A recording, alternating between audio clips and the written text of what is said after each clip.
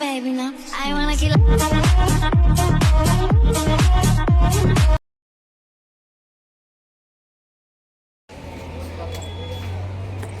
Guys ಅನುಷನ ವಾಪಸ್ ಕಳಿಸ್ತಾ ಇದ್ದೀನಿ. ಇವತ್ತು ಡ್ಯೂಟಿ ಇದೆ, ಸೆಕೆಂಡ್ ಶಿಫ್ಟು.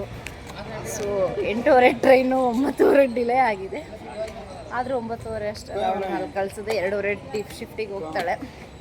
ಈಗ ಹೋಗ್ತಾಳೆ ಶಿಫ್ಟಿಗಲ್ಲ, ಟೀಗೆ ಹೋಗ್ತಾಳೆ. ಶಿಫ್ಟಿಗೆ ಅಂತಲೇ ಹೇಳಿದ್ದು ಅನುಷ್. ನಾವು ಆಲ್ರೆಡಿ ರೈಲ್ವೆ ಸ್ಟೇಷನಲ್ಲಿ ಇದ್ದೀವಿ.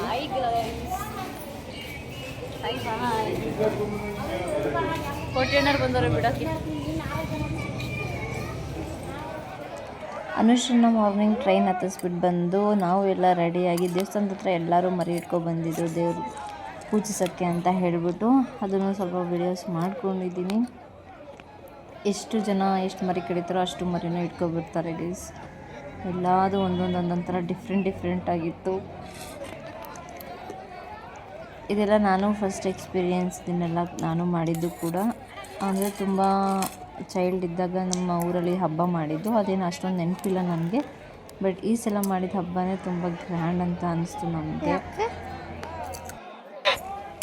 ಒಂದು ಮರಿ ಕೂಡ ಮೈಕ್ ಕೊಡಲಿಲ್ಲ ಅಂತಂದರೆ ಯಾವುದೂ ಮರಿನೇ ಕಡಿಯಲ್ಲ ಅಂತ ಗೈಸ್. ನನಗೂ ಗೊತ್ತಿಲ್ಲ. ಅಲ್ಲಿ ಕೇಳಿದಾಗ ಹೇಳಿದ್ರು ಅಲ್ಲಿ ಎಲ್ಲ ಮರಿಗಳು ಮೈ ಕೊಡೋದಾಗ್ಲೇ ಮರಿ ಕಡಿಯೋದಂತೆ. ಅದಕ್ಕೆ ಎಲ್ಲ ಮರಿಗಳು ಮೈ ಕೊಡಿಯೋ ತನಕ ವೆಯ್ಟ್ ಮಾಡ್ತಾಯಿದ್ರು. ಪಾಪ ಅವಕ್ಕೆ ನೀರು ಉಯ್ಯೋದೇ ಮಾಡ್ತಾಯಿದ್ರು ಮೇಲ್ಗಡೆ ಮೈ ಮೇಲೆ. ಇನ್ನು ಬಾಕಿ ಮರಿಗಳೆಲ್ಲ ಒಂದು ಸೈಡಲ್ಲಿ ನಿಲ್ಲಿಸ್ಕೊಂಡು ಎಲ್ಲರೂ ಅವ್ರವ್ರ ಮರಿ ಇಟ್ಕೊಂಡು ನಿಂತಿದ್ರು. ಅಲ್ಲಿ ಮೋಹನಣ್ಣ ಏನೋ ಹೇಳ್ತಾ ಇದ್ದೆ, ನಮ್ಗೆ ಅರ್ಥನೂ ಆಗ್ತಿರ್ಲಿಲ್ಲ. ನಾವು ಬರೀ ವಿಡಿಯೋ ಮಾಡೋದ್ರಲ್ಲೇ ಬ್ಯುಸಿ ಇದ್ವಿ ನಾನು ಚಿನ್ನಿ.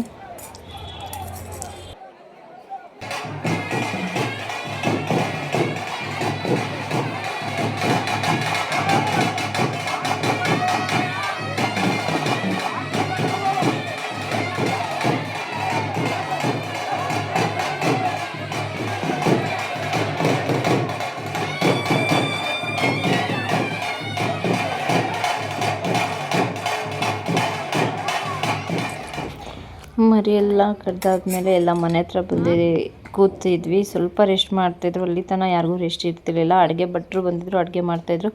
ಇಲ್ಲಿ ಚಿಕ್ಕಪ್ಪ ಚಿಕ್ಕಮ್ಮ ಮತ್ತು ನಮ್ಮ ವಿದ್ಯಾ, ನಾನು, ಅಮ್ಮ, ಅಜ್ಜಿ, ನಮ್ಮ ಹಸ್ಬೆಂಡು, ನಮ್ಮ ಮಾಮ ಎಲ್ಲ ಕೂತಿದ್ವಿ.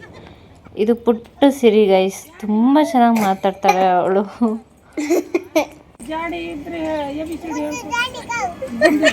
ಅವ್ರ ತಂಗಿನ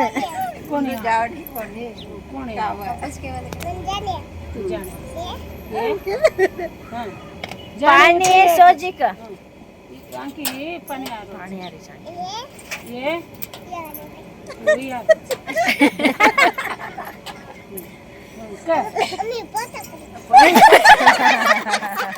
फोटो काट रखा पानी सोजी का काढाय तू वाटा कर तू काय काढायची का ना काय काय काढायची काय काढायची आली मार पोता मग तार याडी रोकायला मी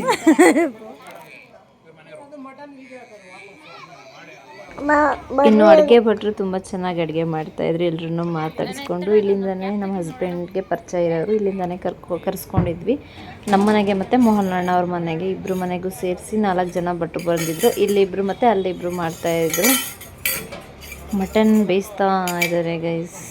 ಫಸ್ಟು ಮಟನ್ ಸಾಂಬಾರಿಗೆ ರೆಡಿ ಮಾಡ್ಕೊಂಡು ಮಟನ್ ಬೇಯಿಸ್ತಾ ಇದ್ದಾರೆ. ತಿರುಗಿಸಿ ಬೇಯಿಸ್ಕೊಂಡಿರ್ತಾ ಇದ್ದಾರೆ. ಇನ್ನು ನೈಟ್ ಆರ್ಕೆಸ್ಟ್ರಾ ಇತ್ತು, ಅದ್ರದ್ದು ಒಂದು ಸ್ವಲ್ಪ ವೀಡಿಯೋಸ್ ತೊಗೊಂಡಿದ್ದೀನಿ. ಊಟ ಮಾಡಿದ್ದು ಅದೆಲ್ಲ ತೊಗೊಂಡಿಲ್ಲ.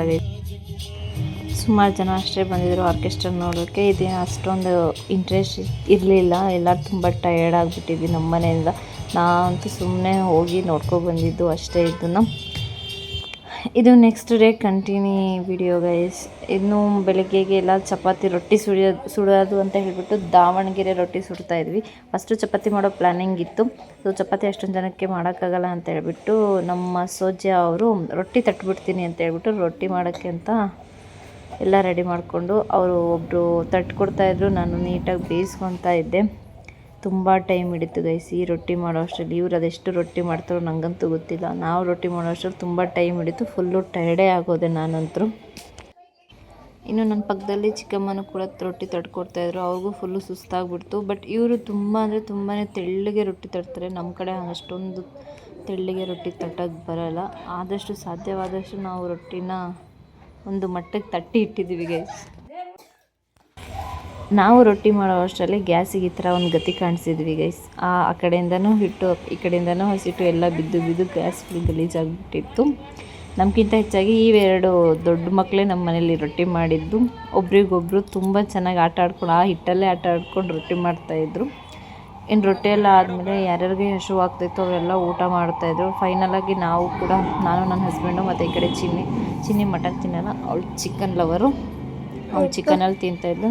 ನಾವೆಲ್ಲ ಆ ಕಡೆ ನಾವು ಕೂಡ ಊಟ ಮಾಡ್ತಾಯಿದ್ವಿ. ಎಲ್ಲ ಊಟ ಮುಗಿಸ್ಕೊಳ್ಳೋಣ ಅಂತೇಳ್ಬಿಟ್ಟು ಇನ್ನು ಅಣ್ಣಾರ ಮನೆಗೆ ಊಟಕ್ಕೆ ಅಂತ ಇನ್ವೈಟ್ ಮಾಡಿದರು. ಸೊ ಅಲ್ಲಿ ಮೇಲ್ಗಡೆ ಟೆರೇಸ್ ಮೇಲಿಂದ ಒಂದು ವ್ಯೂಸ್ ತೊಗೊಂಡೆ ಗೈಸ್. ತುಂಬ ಅಂದರೆ ತುಂಬಾ ಚೆನ್ನಾಗಿತ್ತು. ಪ್ರತಿಯೊಬ್ಬರು ಮನೆ ಹತ್ರನೂ ಸಾಮಾನ್ಯ ಹಾಕ್ಸಿದ್ರು. ಕೆಳಗಡೆ ಮನೆ ಮುಂದೆ ಒಂದು ಮಾಮೂಲಿ ಟೆರೇಸ್ ಇರೋರು ಟೆರೇಸ್ ಮೇಲೊಂದು ಸಾಮಾನ್ಯ ಹಾಕಿಸ್ಕೊಂಡಿದ್ರು. ತುಂಬ ಚೆನ್ನಾಗಿತ್ತು ನೋಡೋಕ್ಕೆ. ಈ ಥರ ಎಲ್ಲ ನಾನು ನೋಡೇ ಇರಲಿಲ್ಲ. ನೋಡ್ತಾ ಇದ್ವಿ.